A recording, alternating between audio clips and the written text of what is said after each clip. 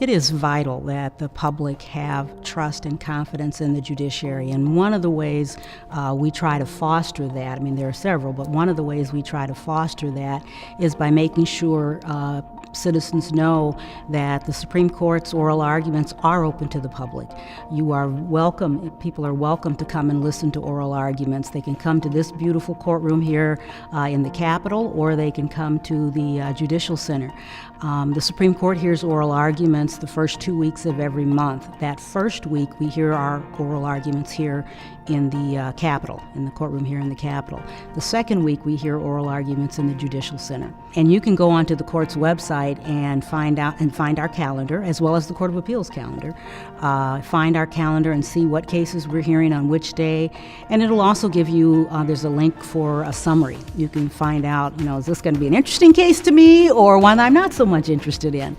So it'll give you a short summary of the cases. And we invite people to come and see what we do, how we do it, how we interact with the attorneys, and the kinds of questions we ask as we're trying to decide these complicated cases.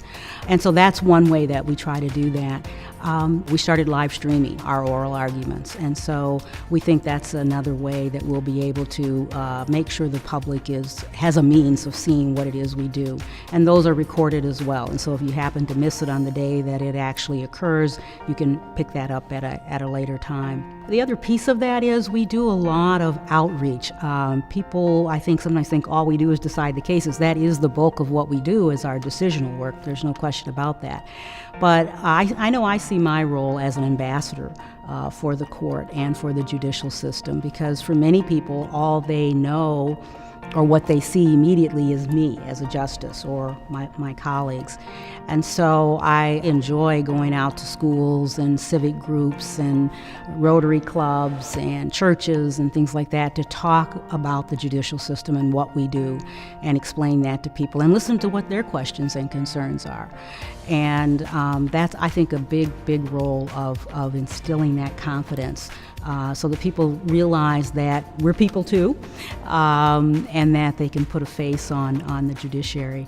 And I guess lastly, I think another big piece of it is, and Minnesota has done a very good job with this, especially in recent years, diversifying the judiciary. I think it's important that the judiciary reflect the people in the communities that we serve, the diverse people in communities that we serve.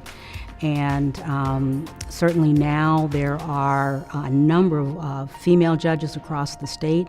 We might account for maybe 50% of the judges almost at this point. And I think that's important, as it is important to see judges of color, because we want all of our communities to have confidence in the judicial system.